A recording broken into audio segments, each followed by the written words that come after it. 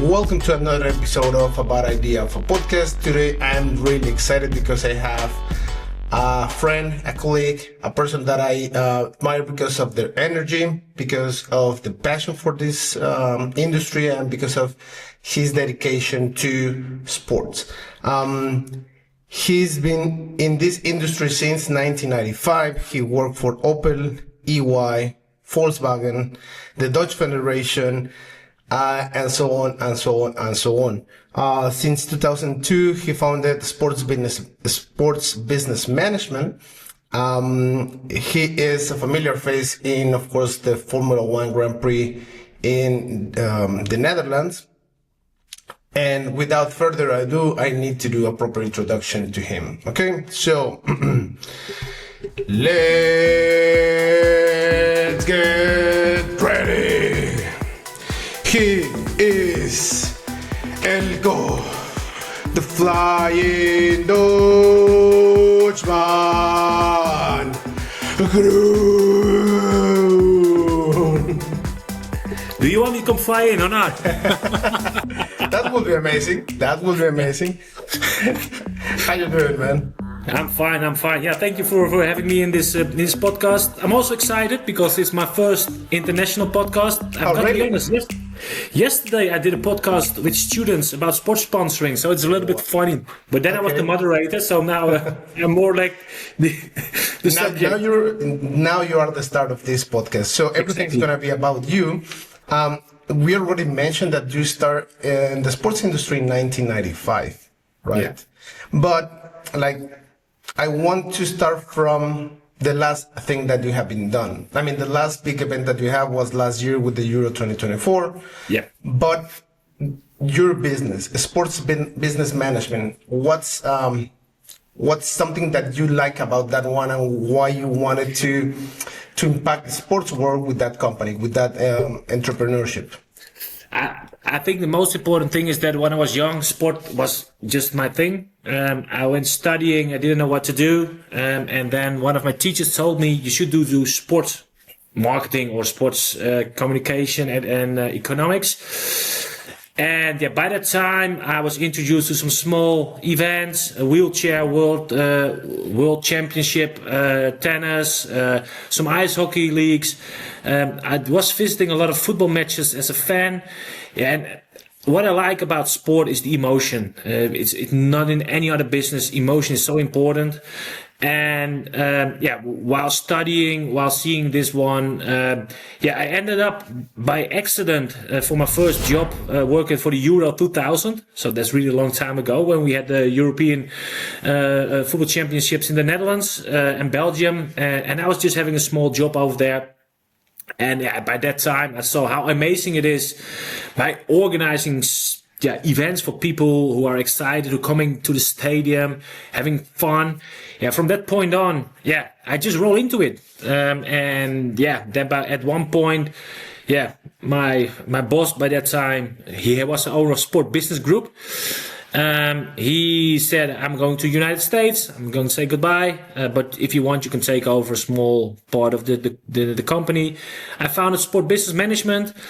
And also because by that time I was a player's agent, working worldwide as a football player agent. And that's why I said management. But, it's from you. Yeah, from when I was young, sports is number one. And then, I just rolled into it by accident for my first job.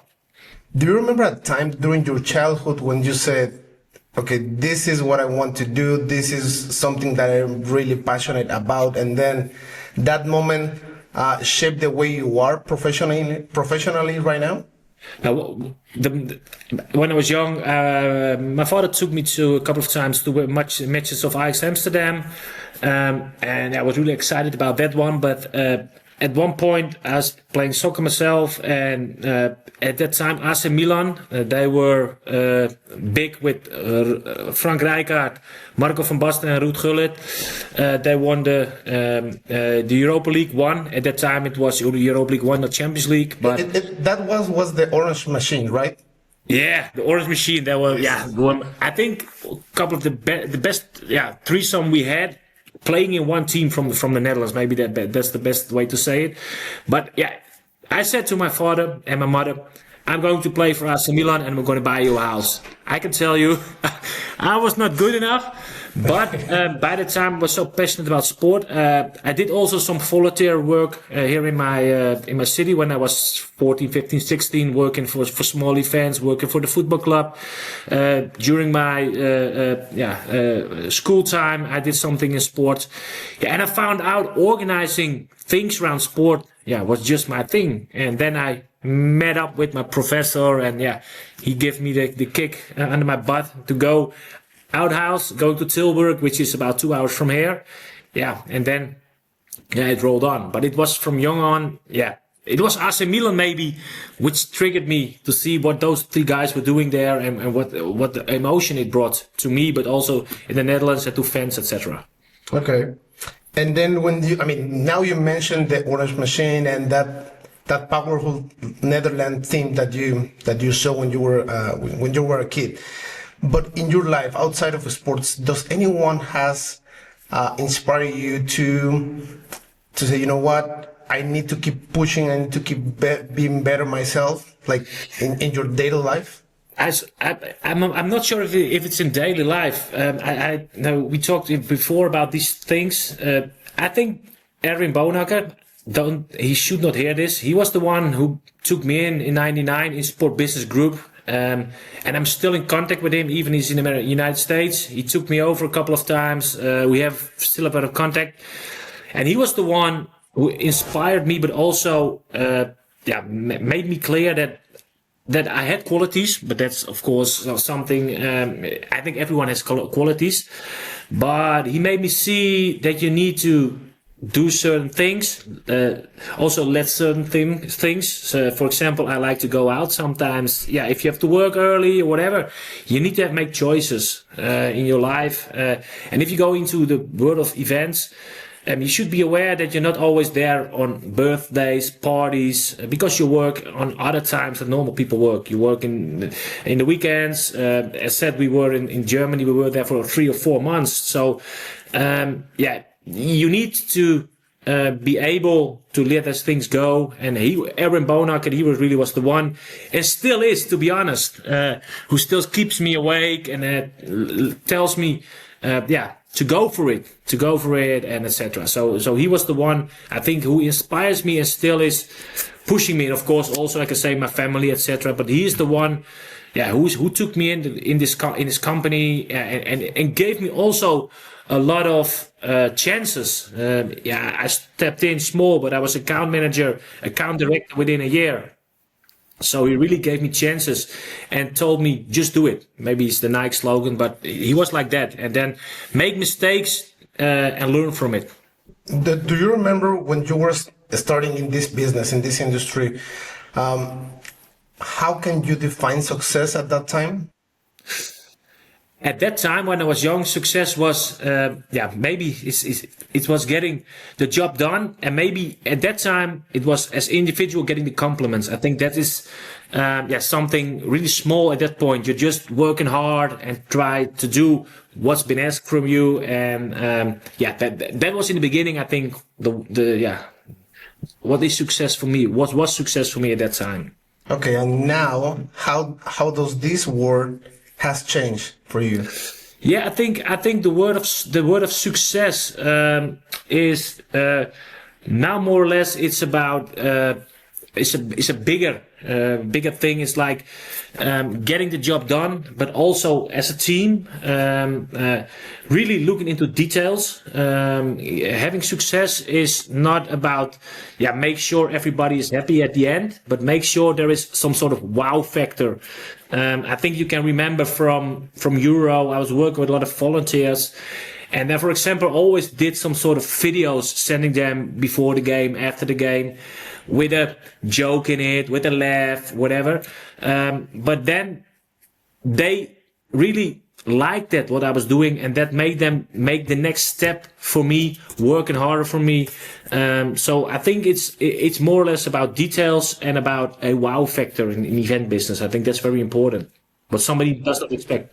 Now you mentioned the volunteers. For you, what's the key element that you as a manager for so many people, for the volunteers or for your staff, what's that key element that you need to have in order to motivate them? I think what's very important about volunteers is understand they don't get paid. So don't treat them like they get paid. People who don't get paid, let them feel responsible for what they're doing.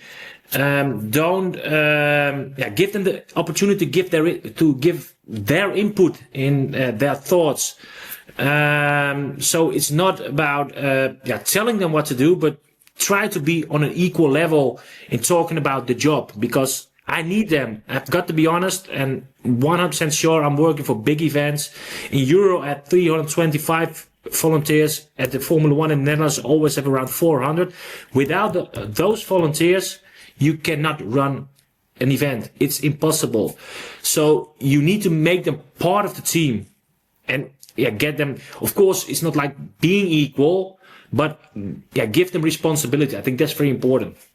And then, do you ever had a moment when a volunteer, because based on my experience, and of course your working experience as well, you know that volunteers they're not always young people. You know, they're like people who are probably retired, or people who love the sport or love football or Grand Prix or basketball, you name it. Yeah. But not all the time they're young people. Probably they're people who have more experience in terms of age, right? Yeah. So there was a moment for you, or do you have a moment when you have, you know what, this moment helped me be better in my profession? Yep. It's funny you ask this question, because when I started working with the Formula 1 in 2021, it was the first time I was working with 400 volunteers who I need to manage. And in my team, there were 3 guys. I need to remember this was Theo, Harry and Wim. And I think they were 65, something like that. And they did a lot of events as volunteers. And they came into my team and I just told them what to do, etc. But during the first day, they came to me, but they didn't tell me what I was not doing wrong. But they tell me, Eelco, would it be an idea like this? Because they had so much experience in working as a volunteer, and they're still working for me in this team. Last year they were not there, but in 21, 22, and 23 they were there. And every year, they tell me what to do. Gave me good ideas, and give me also feedback, some thoughts they have, or even after the event, they said, okay, we experienced this, and so those were 3 guys. I didn't know them, but they had so much experience as volunteer in events, and they gave me so much good insights. So I would say that those 3 guys, they inspired me a little bit in how to do volunteer management. Okay. Wow, that's pretty cool. That's pretty cool, because I always believe that we can learn, like it's a two-way road. Yeah. Road, right? So we can learn from them, and we can help them to have like different type of knowledge, because. No, actually, I think what's important, I can add one thing to that one, is that in my team, I also work with various levels. And for example, a lot of times I have coordinators, because if I've got 400 volunteers, I cannot coordinate them all, 400 of them. And a lot of those coordinators also, when they have a lower level, like just normal volunteers, or they're named volunteers. But there are a lot of people with a lot of experience. For example, in Formula 1, I've got a police agent, I've got someone who's selling houses, but they all have their experience on a particular level. So they all can add something, and if you listen to them, they can always make your team better. So you always should stand open for insights from other ones, at least for volunteers, because they're some sort of gold for every event, as I said before. Yes, that's true. That's absolutely true. Now, Eelco, for you, do you have what has been the most complex or emotional event that you have worked on? Yeah. I can tell you there's been one event, and it's called the World Gymnastrada, which is a really big event. I didn't hear from it before they asked me to do it. It's the biggest not volunteer, but amateur gymnastics event in the world with about 16, 17,000 gymnasts from all over the world. And they do it every 4 years in a country, anywhere in the world. And they hold it in the Netherlands, in Amsterdam. And I was called up about in February, 6 months before the event, if I wanted to arrange the accommodations. I said, accommodations, okay, what are we going to do? I needed to arrange to sleep around 14,000 kids, but also elderly people from all kind of countries. And all kind of countries, I really mean Canada, United States, Guatemala, Mexico, South Africa, whatever. 100 from that country, 50 from that country, 700 from that country. And I need to make accommodation in schools. Sleeping, security, food, showering, logistics, cleaning, whatever. Yeah, and it sounds like a nice job. I've got to be honest. We worked with a team. We started with 3, 4, 5, and at the end we ended up with I think 6 people in the team.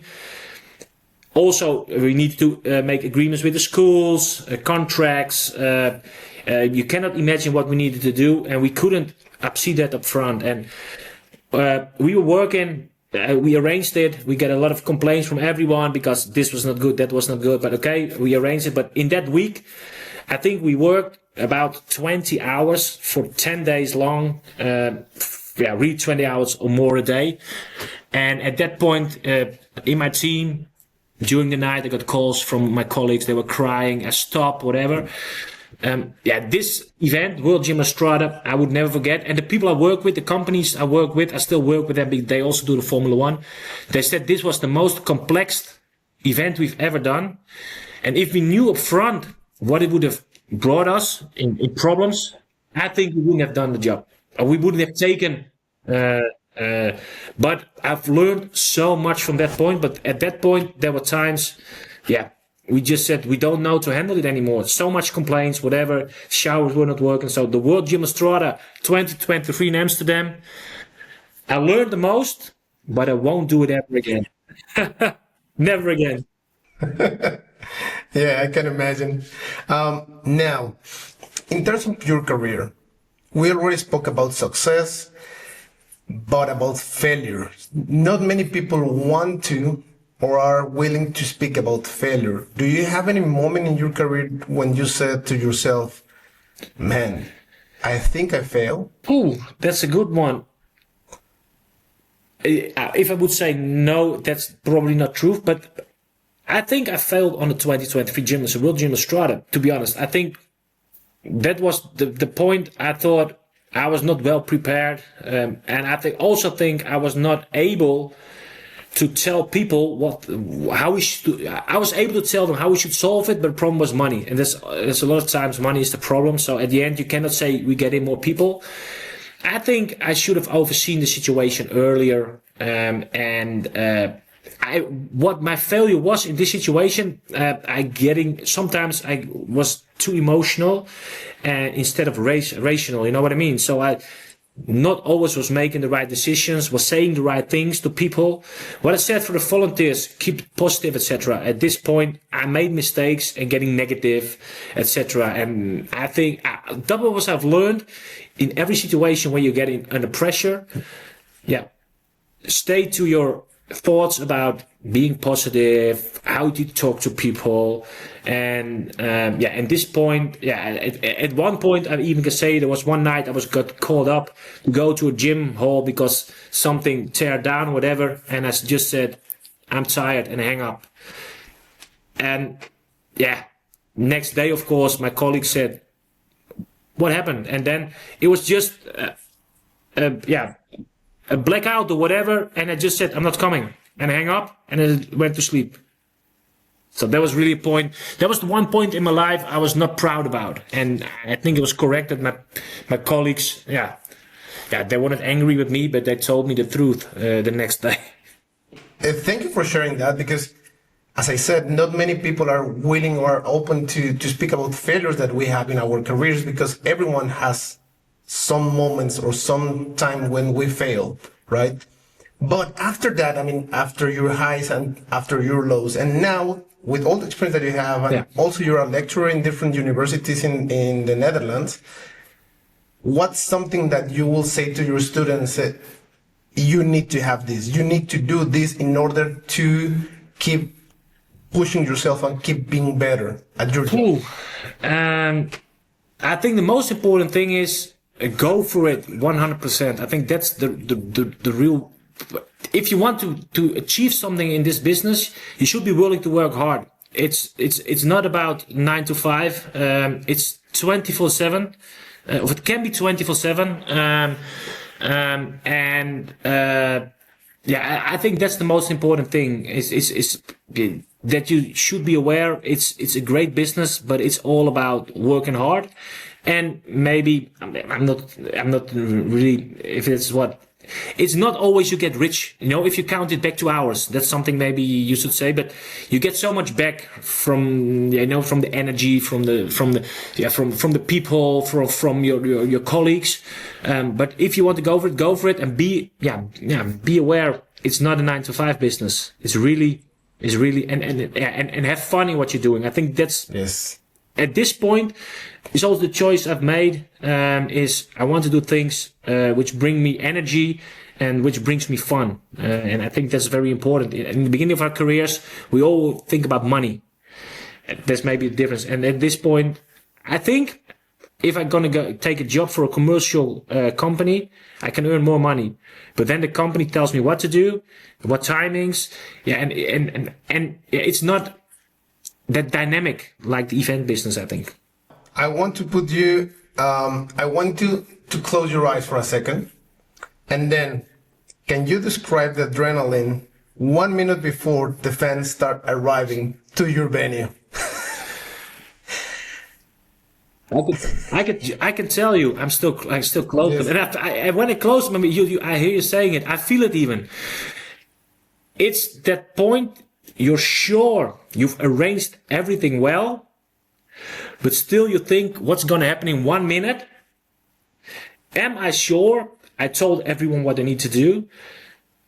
And then you think, all over, what can go wrong? And did I really make sure this is covered by the team? That's what's going on. It's some sort of adrenaline rush, but I think it's one of the greatest feelings there is. That point that you're ready to go, and then that 1 minute when you say close your eyes, and then I can do it again, and then you really think, okay, those are the four things that cannot go wrong. Did I really arrange it with the team? And then you think yes, and then it's already open, and then it goes with the flow. But that's really that 1 minute. It's really a good question, because it's really a very, very special moment with these big events, when opening up the gates, and then you have the radio. Yeah, gates are open or whatever, and then you go with the team. Because I asked you that one because I remember last year we worked together for UEFA Euro 2024. So every time, as you said, on the radio, we have communication with the BCC, and everyone was in communication with everything what's going on at the moment. And I remember, and I asked you because I wanted to know your experience, because you were outside with the fans, right? We were on the broadcast compound, and every time I hear like 5 minutes to open the gates, 10 minutes to open the gate, for me was like, even now, I mean, I got chills. Yeah. So I can imagine that you and all the people who are working with you, all the volunteers, all the people who are helping for the spectator services and helping the fans, I can imagine the adrenaline, because I saw the video, and at the beginning of the podcast, I said that one of the things I admire about you is, first of all, your professionalism, and second of all, your energy. And I think that energy has been translated into the fans in that particular event, because all the fans were like super excited when they're coming to the stadium. Everyone was so happy. You cannot see someone like fighting or angry. Everyone was enjoying that moment. I think that you and your team and all your volunteers was a big key or a big element for that thing, for that. Thank you for that compliment. And I think that's something we really told our volunteers. We were talking about a fan journey, And we were the first. We were the face to the consumer. That's what we told we're the first face to the consumer. We were often around 1.5 kilometers from the stadium at the tram station, at the bus stations, taxi stations. And during that journey, when they were arriving towards the stadium, our people were over there with our Empire chairs, with the megaphones, and and they needed to make the fan journey fun. Of course, they need to give information to make sure everybody gets in the right way to the stadium, but they should do it with a smile, and not telling you should go to the left, you go to the right. No, and we said left to right, but okay, but make some sort of. It was, being part of a being together and make it a party. It's not really party, is not the right word maybe, but do it like this way. Okay. Now, Eelco, in your career, if you can describe it in one word, what do you want to be your legacy in your career? My legacy, from my point of view. Yes.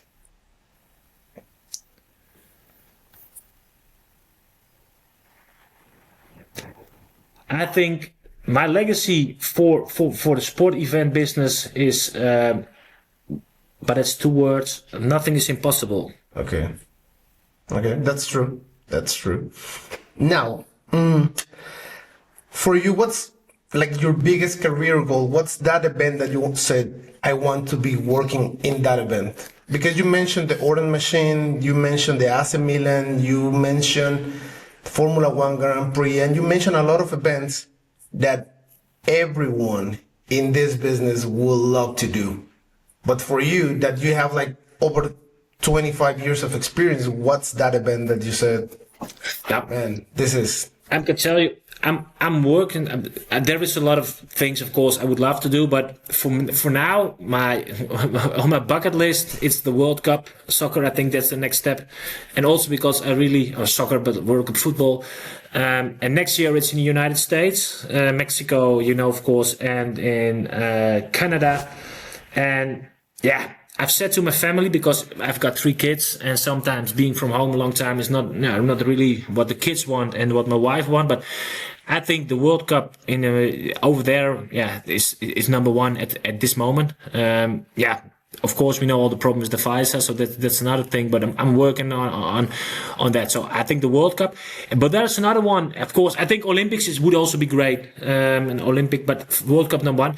And one of the things is, I'm not sure if you know this. I'm also like the festival industry in the Netherlands. We organize the biggest music events in the world. We've got Tomorrowland, which is organized in Belgium, and that's, I think, one of the most amazing music events. And if I would say, this is one of the things I really also would like to work for at one day, because it's totally different than sport, but it's unique in the world of music events and music festivals. So, but World Cup is world number 1, and World Cup United States next year would be amazing, I think. Okay, if I can get in. We will cross our fingers for you so you can get that job at the World Cup, because, I mean, they will be lucky to have you, to be honest. Thank you. Do you have a secret talent that no one knows? Because, wait, before you answer, because last year, everyone was super excited when say, okay, we have the chance to have the Netherlands playing in Düsseldorf, because they wanted to have that energy, like everyone was like, nah, Yeah, for links naar rechts. Do you have any secret talent? Because everyone in the Netherlands seems to sing and dance and have that party energy. Do you have anything that you say like, no one knows about this one until now? I think the secret talent, my personal secret talent, you mean, or for the Dutch? No, for you.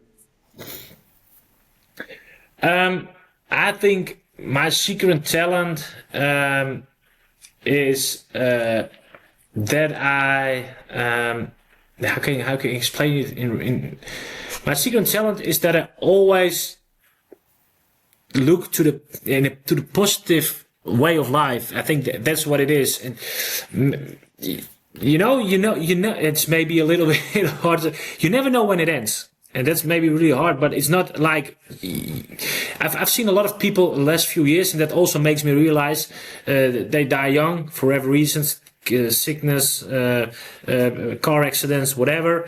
And you see when you get older, more and more people around you falling away.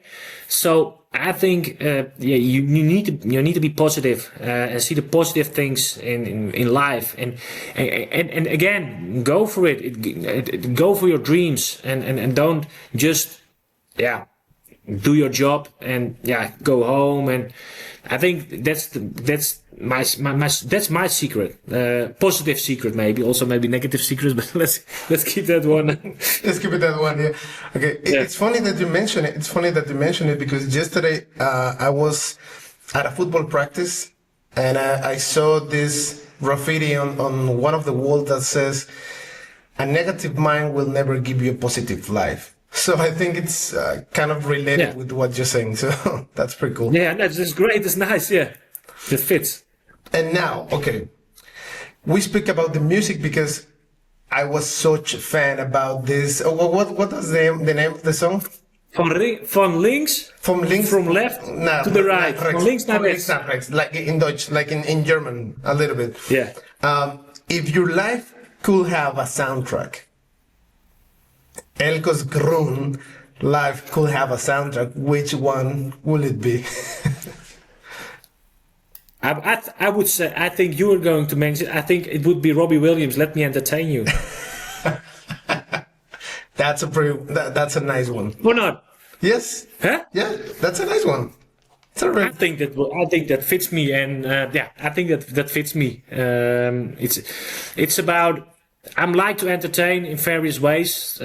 Sometimes it should be a little bit less, I know, but I think entertaining people, and entertaining is not always like being funny, but keep people sharp, etc. And that and entertaining part is I think is entertaining is coming to positive and being happy or whatever. Show that. Of course, I'm not always happy. I can tell you sometimes I don't like what I'm doing, and sometimes I'm having problems, but not everyone should know that at that point. You can tell people something later, but at some point, also with the World Jump Start 2023, when I was having problems, I tried to be positive, show positiveness in my head. Of course, sometimes it was different, but you should not show it because then you take people maybe with you in that feeling. Okay, that's a good one.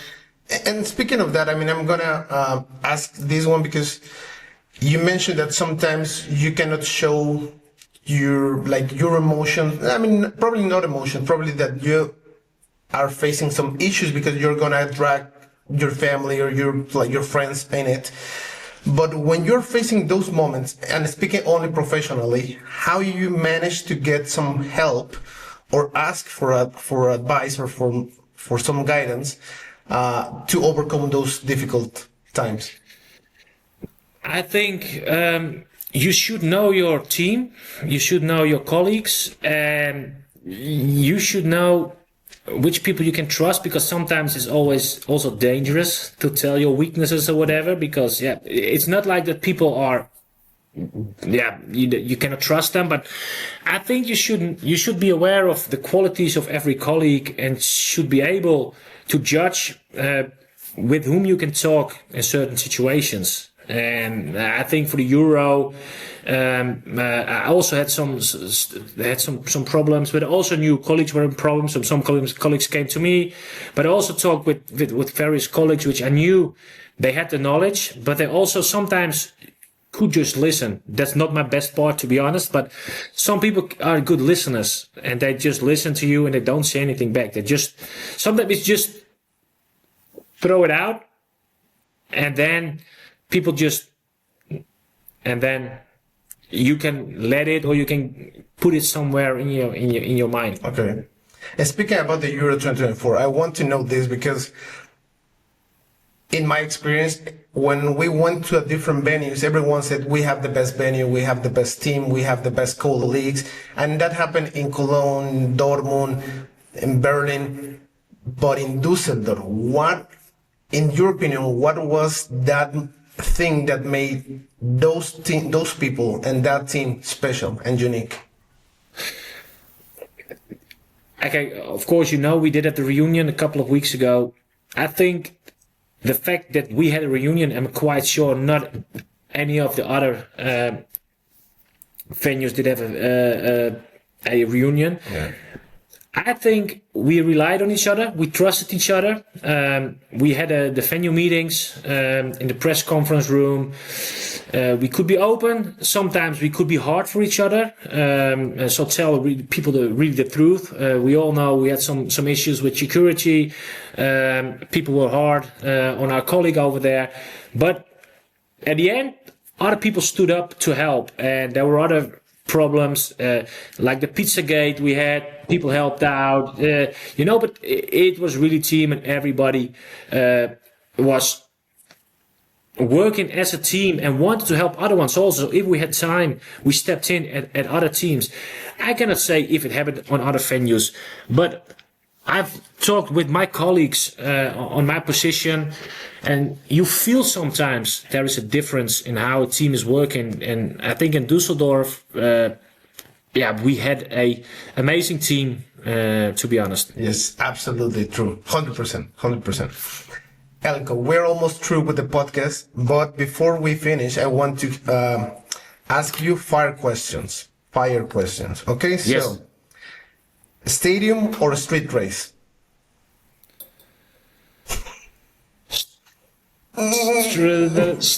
Stadium. Stadium. Okay. Cold beer or coffee after event? 100% cold beer. There you go. 100%. I'm agree with you. Build-up phase or de-reeking phase? Build up phase. Build up phase, 100%. Okay. That brings energy. Fan chant or national anthem? National anthem. Okay. UEFA Champions League final or Formula One Grand Prix? I've done Formula One, so I go for UEFA Champions League final. Okay, perfect. Now, I have two more questions. Describing one word, spectator services. I think it's entertain. Okay. And the second one, if you didn't choose sports, what else would you be doing? I think I would do something in gardening, because when I was young, I was working in the market in flowers and plants and trees, etc. And that was something I still like to do. So it would be something with gardening, probably. Okay, that's great. Yeah, that's the truth. That's pretty cool. That's pretty cool. I mean, I also can put it like a soft skill, because not everyone can do that, right? No, exactly. No. I really still like to do that, and maybe even I will do something with that in the future if I'm retiring, or maybe don't have. I don't know. It can be. Yeah, there you go, man. Finally, a bad idea that for you turned out to be a good idea in the end, or stay as a bad idea. A bad idea is, and I can tell you, in the Formula One we have the Empire chair, and we use that to tell people the truth. And the first year we thought about why we have an big after party with a team with about 100 people in a very fancy place on the Formula One circuit in the Netherlands, and we said, why don't we bring the Empire chair on the dance floor, go and sit over there with a megaphone and make the party. And I would say we drove up, we brought one of the Empire chairs to the party floor, we put it on. I was sitting there for about 2 hours. Since then, every year, I'm sitting on the floor, and I can send you the pictures, and screaming and singing on the party floor on the Empire chair. And we thought, oh man, and now even the management team, if it's not there, they say, where's the Empire chair? I'm going to bring the Empire chair on the dance floor. So now every year I'm sitting on the dance floor at the after party in the Empire chair. Oh man, that's incredible. That's super funny. And I think I want to add this one. Can you explain a little bit, what do you feel when you hear the Flying Dutchman, the nickname?